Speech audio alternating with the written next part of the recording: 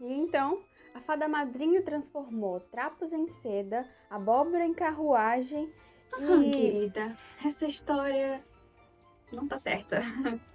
Lê direito. Não é? Mas tem uma princesa, tem uma fada madrinha, tem Pele de burro. pele? Olha, isso tá meio estranho. Você é mesmo uma fada madrinha? Você não entenderia, eu fiz o que foi necessário. Olha, você não tá sabendo contar essa história direito. Me dá esse livro aqui melhor.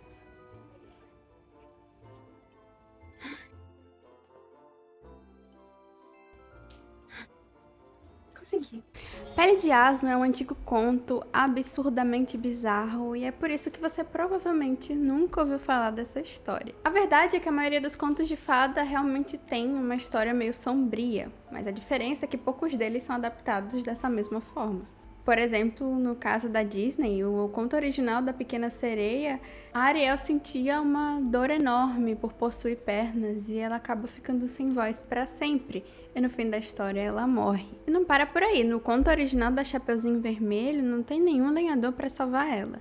Ela é engolida pelo lobo sem dó nenhuma. A grande diferença de Pele de Asno para os outros contos é que, no caso dessa adaptação que nós vamos ver, ela foi adaptada exatamente como o conto grotesco é, e isso que deixa ela tão interessante. Além dos visuais belíssimos, o filme conta com a história praticamente intacta, assim como no conto criado, que é muito mais antigo. Jacques Demy, ou Jacques Demy, não sei como fala francês, foi um diretor considerado à frente do seu tempo. Ele é francês, então acho que uma das principais características diferentes que a gente consegue ver nesse filme é o fato dele ser francês, né? Os filmes franceses têm uma forma diferente de lidar com certos temas, um pouco mais cru, e isso a gente nota até num conto de fadas, né? A história começa no Reino Azul, onde tudo tá muito bem. O rei é feliz, é casado com uma rainha linda e maravilhosa. Os dois são muito bondosos e têm uma filha também tão linda e bondosa quanto eles.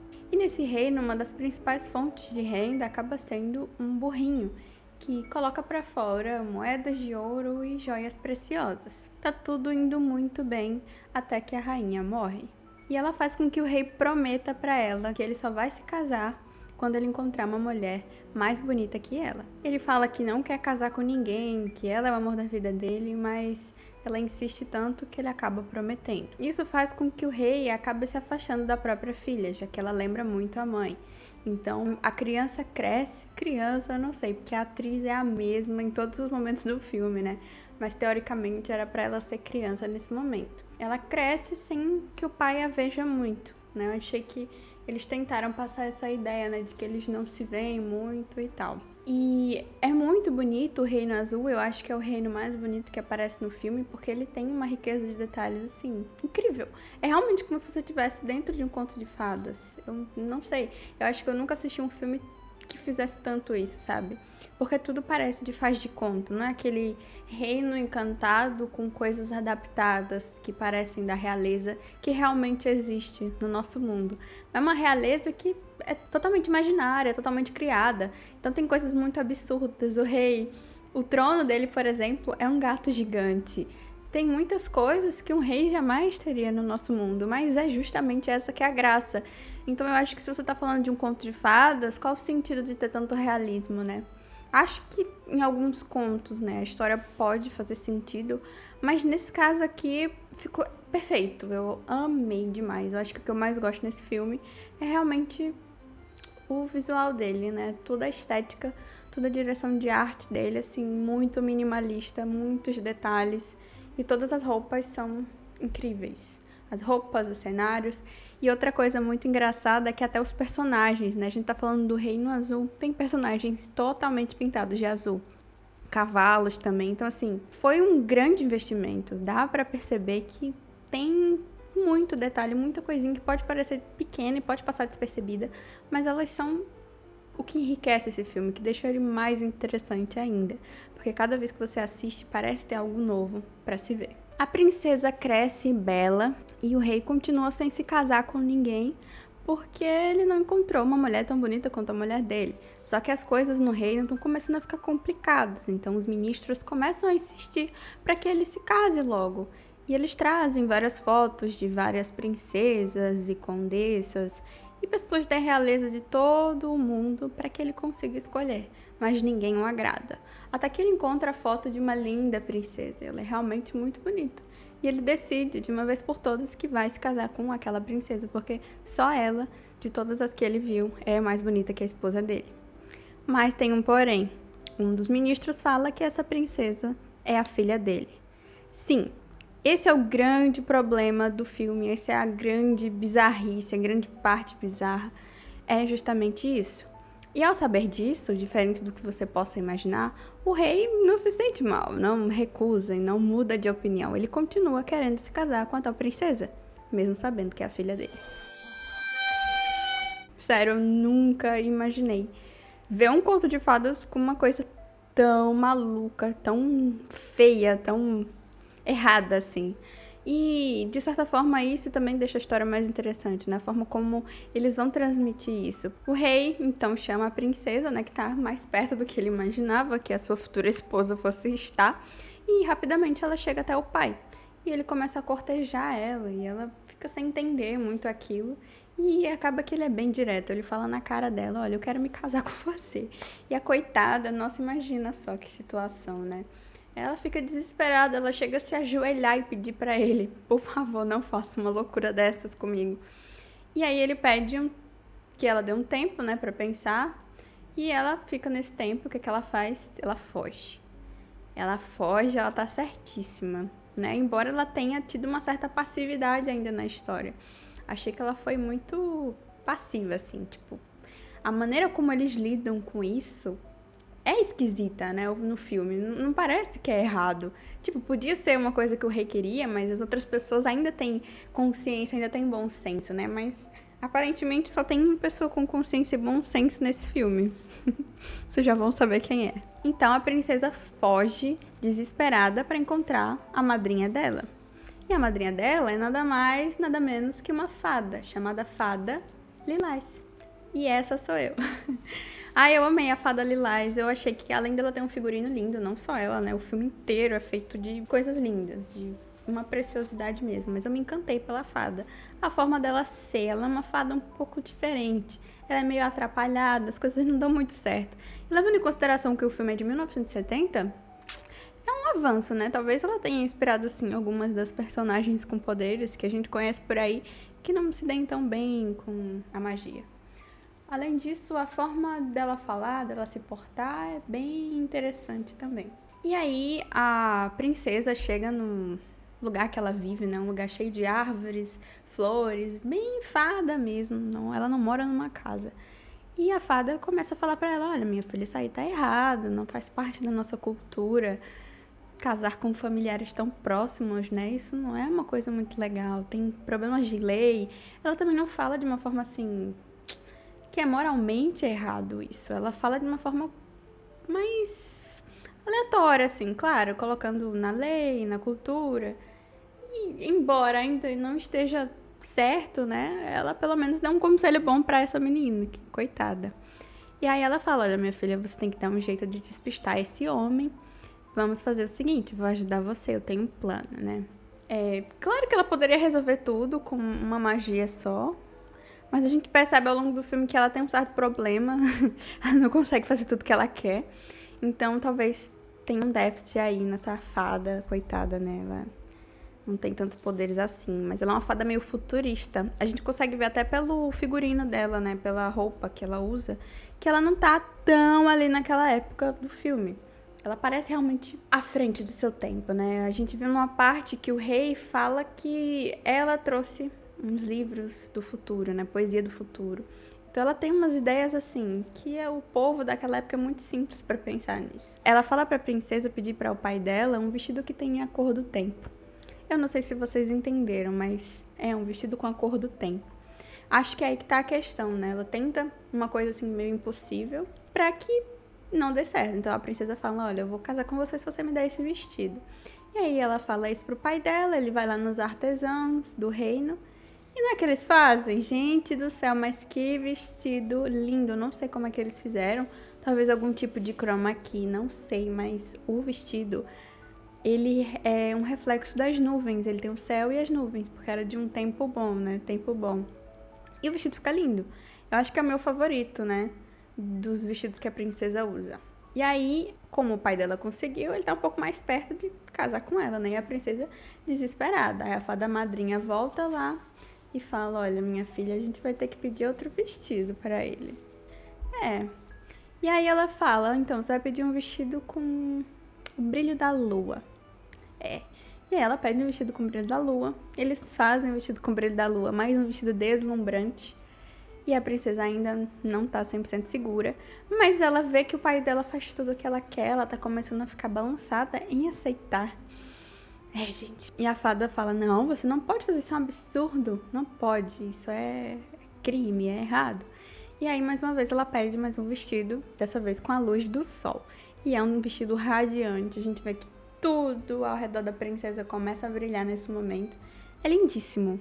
Mais um momento, assim, impecável. Eles arrasaram, amassaram demais. E, sem alternativas, a fada muda a abordagem, né? A princesa já não sabe o que fazer. E a fada fala: olha, a última coisa que você vai pedir pra ele, você vai pegar e vai falar assim, ó: sabe aquele burrinho, meu pai, que abastece todo o reino com as suas produções? Então, eu quero que você me dê a pele dele. E o rei não hesita, ele não pensa duas vezes em dizer que sim, ele vai fazer isso se ela casar com ele. Então ele o faz. E madrugada mesmo ele deixa o couro do burrinho todo lascado. A gente, muito triste o pobre do burrinho. E parece muito real. Já pensou se eles tiverem realmente feito isso só pro filme? Então, e a princesa fica meio assustada, né? Mas ela não é aquela princesa que tem tanta preocupação com os animais. Você vê que ela tem um certo cinismo, assim, meio indiferente com essas coisas. Porque se fosse a Branca de Neve, por exemplo, ela ia cair em prantos. É uma princesa super conectada com a natureza, a Cinderela também. Então a gente vê que tem uma diferença forte entre essa princesa Pele de Asno e as princesas demais. Ela tem uma construção mais diferente. Ela não é tão simpática, tão carismática. Ela é mais uma agente na história, né? Ou uma figura que sofre as ações também. Ela tem muito esse papel, tanto que ela não tem nem nome. A gente não sabe, o nome dela é Pele de Asno. Podan. E aí a fada fala que já tá tudo pronto. Ela chega lá no quarto dela, né? Ela voa. Ela é muito diva, gente. Sério, é por isso que eu escolhi ela pra me fantasiar. Eu sei que os vestidos da princesa iam dar muito trabalho pra fazer, mas o que eu escolhi foi pelo ícone que essa fada é. Porque esse aqui também não foi fácil de fazer, tá? Eu sei que não tá 100% igual, mas tentei. E aí, ela arruma tudo, deixa tudo pronto. Ela coloca a pele do burrinho em cima da princesa, então ela fica meio encapuzada com o couro do burrinho. E ela suja o rosto da princesa com carvão que tem na lareira dela. A princesa foge, né? Ela sai do castelo, ela já deixa uma carruagem pronta. Então a princesa dorme durante essa viagem. Quando ela acorda, a carruagem virou uma carroça. Do pior tipo que você puder imaginar, uma carroça mesmo. A princesa chega num lugar, né, um vilarejozinho mais afastado, que eu acho que fica entre dois reinos. E ninguém conhece ela, porque ela tá suja, tá toda desarrumada e fedorenta, né, que é uma parte muito importante para despistar as pessoas dela. Eu acho que é nesse sentido aí que ela consegue fugir mais das pessoas. E aí ela chega na casa de uma velha que cospe sapos. Então a gente sai de um momento lindíssimo, brilhante, colorido, tudo de bom, pra uma nojeira podre. E aí essa velha cospe sapo, ela é toda meio melecada, né? Ela mora num lugar sujo. E o nome dela é Velha também, mais uma pessoa com nome super criativo.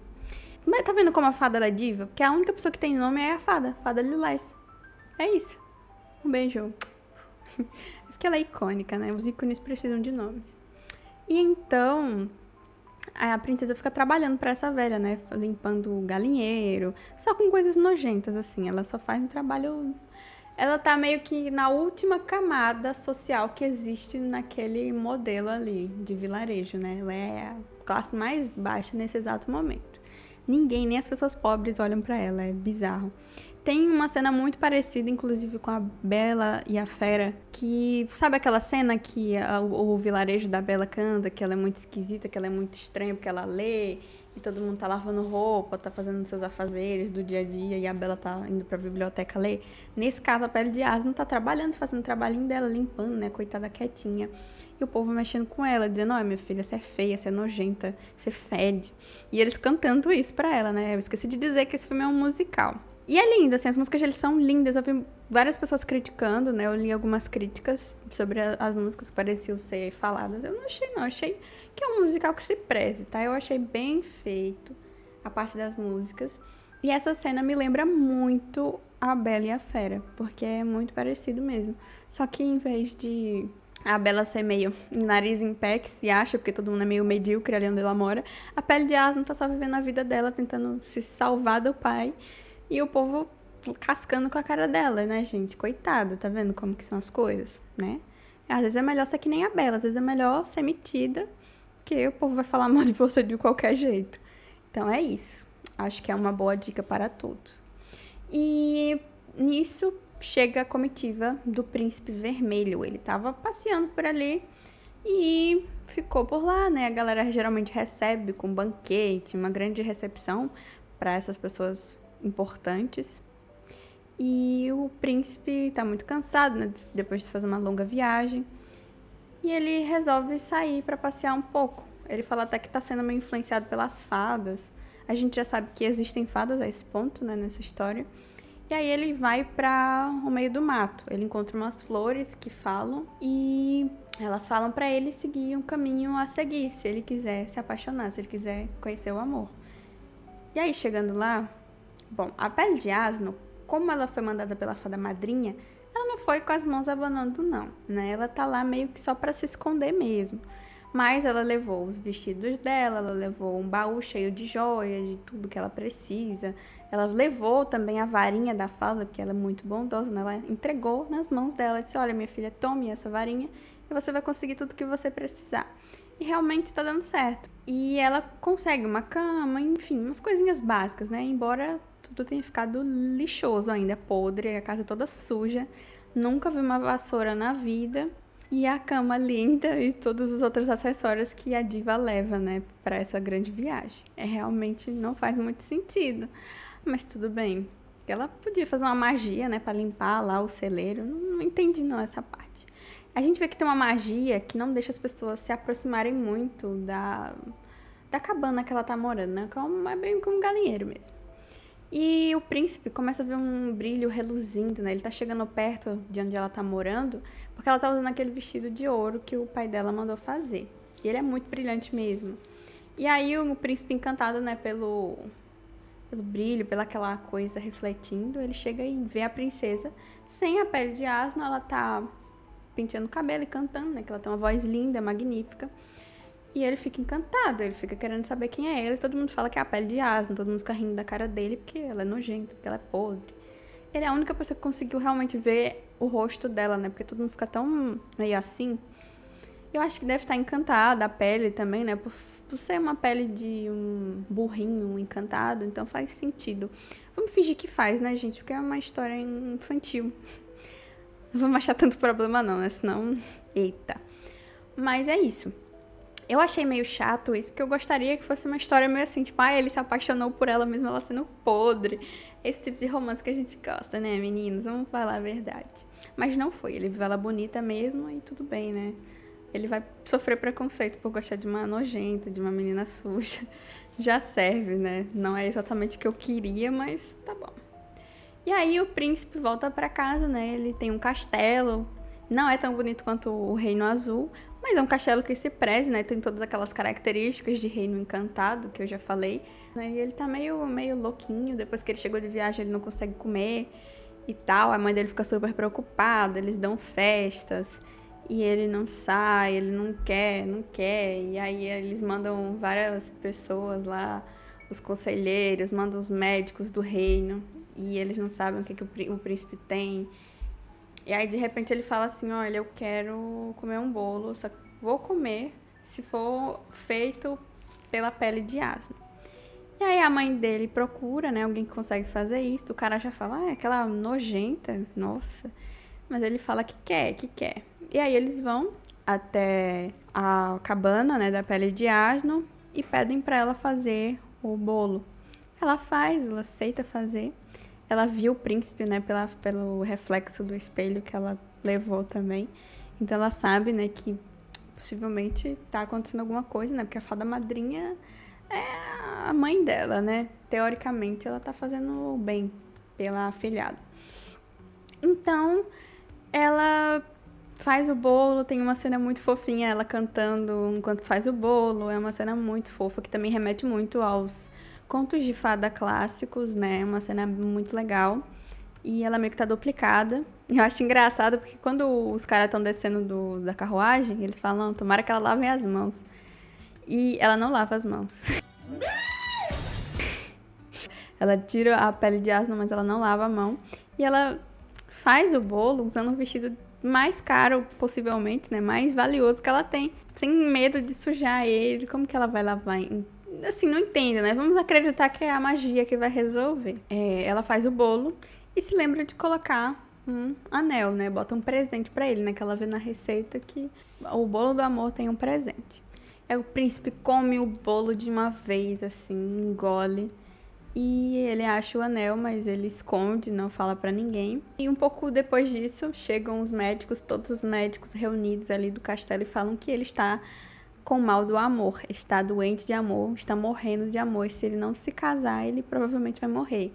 E aí os pais dele ficam muito assustados, obviamente eles não querem que o filho morra, né? Aparentemente eles são bem legais, são bons pais pra ele, não se importam muito com questões financeiras, né, que é muito diferente também, mas como eu já falei, contos de fadas não é muito real, então vamos abstrair essas coisas, gente, por favor. E aí eles perguntam pro príncipe quem é essa mulher, porque ele tá tão apaixonado, ele diz que não vai dizer, mas que ele tem um anel e ele vai casar com a moça que o anel couber, né, no dedo. É a Cinderela, né, mais uma referência aí pra gente. É bem Cinderela mesmo, então chama todas as mulheres do reino. Então a gente tem uma cena musical também de todas as senhoritas fazendo o possível para diminuir o tamanho do dedo, derretendo o dedo, apertando ele numa prensa. Tudo que você imaginar de bizarro tem. Ele passa um pouco do ponto às vezes. Mas é interessante, né? Porque a gente já ouviu uma vez ou outra uma história sem filtro que tem essas coisas. E aí elas se reúnem, a gente vê desde princesas até as serventes do castelo, então demora muito. Chega ao ponto do pai, do rei, do príncipe e a rainha dormirem, né? O rei e a rainha cochilam ali. E a pele de asno não chega. Aí quando já tá todo mundo indo embora, já acabou, ele pergunta por ela e eles não sabem se ela foi avisada, mas aí ela chega, né, toda coberta com a pele do burrinho e coloca o anel e ele entra no dedo dela. E aí depois ela tira a pele e revela que ela é uma princesa. Então todo mundo fica muito feliz, né? Oh, que bacana. Maravilhoso. E então eles se casam. E é um casamento bem bonito, né? Eles estão todos de branco. Antes do casamento, tem uma cena que eu acho que representa meio que um encontro de almas, né? Isso é antes da princesa fazer o bolo. Que eles meio que saem dos corpos deles e se encontram e cantam uma música que é lindíssima. Eu acho que é uma das cenas mais lindas do filme, que é quando eles cantam essa música de amor para representar que eles estão muito apaixonados. Mas eles só se viram uma vez, e nem se viram mesmo, né? Eles viram reflexos um do outro. O romance não desenvolveu bem, não desenvolveu. E aí a princesa casa com o príncipe, faz aquela grande festa, né? Que reúne reinos e reinos. E do nada, eles ouvem um barulho, assim, tu. É um helicóptero. Aí vocês já imaginam quem tá dentro do helicóptero, né? A fada e o pai da princesa. E aí eles revelam pra princesa que eles vão se casar também. E a princesa desse filme, ela ficou meio... ela não gostou muito, mas eu ouvi falar que no conto ela acha legal. Mas a gente vê que o pai dela já tá com amor fraternal de volta pela princesa. Mas tudo tá dando certo, né? Que ela vai casar com o amor da vida dela. E é isso. Agora vamos para as considerações sobre esse filme. Bom, como eu já falei, eu gostei principalmente do visual dele, né? Não é tanto da história, porque a história, ela repete alguns clichês, como eu já falei, de alguns contos de fadas já conhecidos, mas tem algumas coisas novas que são bem fortes. Como eu já falei, a princesa, ela não é tão princesa assim, né? Ela não é igual às princesas que a gente conhece, então isso é interessante também. A gente tem uma fada também meio egoísta, né? Uma fada que no fundo, ela tava querendo casar com o pai dela. A gente vê que eles tinham um probleminha ali, mas era possivelmente porque eles tinham algum ressentimento no passado, de algum relacionamento ou algo do tipo. Então, meio que o que a fada fez foi intenção própria, né? Que eu não vou dizer que foi ruim, ela foi uma diva, assim, ela não fez mal pra princesa em momento nenhum. Claro que ela sofreu um pouco, né? Mas ela deu várias coisas pra ela, pra meio que né? Então, assim, vamos dar um desconto pra nossa diva querida, né? Sem ela, nada disso teria acontecido. Então, ela merece todos os louros por essa história. E eu acho que o mais fundamental, né? O mais importante na história, o ponto central mesmo, é o incesto. É um tabu, é um tema sério, é um problema. Mas, quando a gente olha de longe, a gente vê que é uma história que conta para as crianças que é errado se apaixonar pelo pai, se apaixonar por alguém da família, tão próximo assim. E isso não é ruim, né? Eu sei que é um tema até que é discutido no filme, né? Que as crianças, as meninas, quando são muito pequenas, elas se apaixonam pelo pai, falam que vão casar com ele.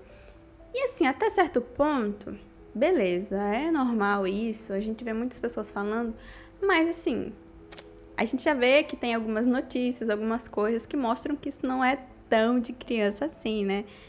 Então, acho que é legal as crianças saberem, talvez até por possíveis outros problemas que a gente já sabe como são, para elas entenderem que isso não é certo. Mas mais longe falando, assim, se aproximando mais do que a história talvez quis passar pra gente, eu vi alguns artigos falando sobre Freud nesse contexto, né, que ele tem alguns pensamentos, né, alguns estudos sobre esse tipo de relacionamento. E o filme, ele pode significar esse momento na psique feminina, né, esse momento em que a menina deixa de ser a criança que ama, o pai que se apaixona por ele, porque é quem cuida da família, e passa a ser uma pessoa mais independente. Passa pela adolescência, né, que é um momento mais repugnante, que você se distancia mais dos seus parentes, que é o momento que ela usa a pele de asno, né, que ela fica meio suja, até o ponto que ela volta a ser apenas a filha dele, né. Isso é bem interessante se vocês se interessarem pelo assunto. Eu posso deixar alguns links para vocês, só comentar que vocês querem ler mais. Tem muitas discussões sobre esse assunto, eu não sei ao certo, né, o quanto que é verdade e o quanto que não é. Mas outra coisa que eu gostei bastante do filme é que ele traz as mulheres como agentes muito ativas na história, né? Elas não sofrem muito com o que pode acontecer, com o que os homens decidiram. As mulheres que tomam as principais decisões nesse filme, isso é muito foda, levando em consideração que é um filme de 1970. Eu não sei contar o conto, porque eu não li ele inteiro, né? Eu li alguns trechos, mas eu acho muito legal. A pessoa mais ativa nessa história é realmente a fada, né? Porque ela meio que arquitetou tudo. Ela que quis casar com o rei, conseguiu casar com ele, resolveu a vida da princesa, deu um príncipe pra ela, um novo reino, né? Então ela é meio que dona de 2 reinos inteiros. Gente, muito foda isso. E a mãe do príncipe também, a gente não vê em momento nenhum o pai dele fazer nada. Ela que resolve todos os BOs do castelo. E o rei meio que tipo, vou dormir. Isso é muito legal, é muito legal. Embora a princesa ela não seja tão carismática, quem disse que a gente precisa ser carismática, né? Porque nós somos mulheres, nós temos que ser muito legais e fofas. Não necessariamente. Claro que agregaria mais na história ela ser assim, e talvez até por esses detalhes que o romance fique um pouco apagado, mas no fundo a história é muito sobre isso, né? Sobre uma menina fugindo e lutando pelo que ela quer, né? Porque ela tava na mão do pai dela, o que é que ela poderia fazer, né? E ela foi muito corajosa, ela tem a mesma coragem de todas as princesas, mas com uma pitadinha a mais de loucura. Eu acho que foi bem legal esse filme, ele tem muitas coisas interessantes que a gente pode passar horas e horas falando sobre, lendo e lendo, lendo e assistindo 1000 vezes, porque ele é belíssimo, lindo demais, meus olhos brilham por falar em pele de asno. Eu espero que vocês tenham gostado do vídeo.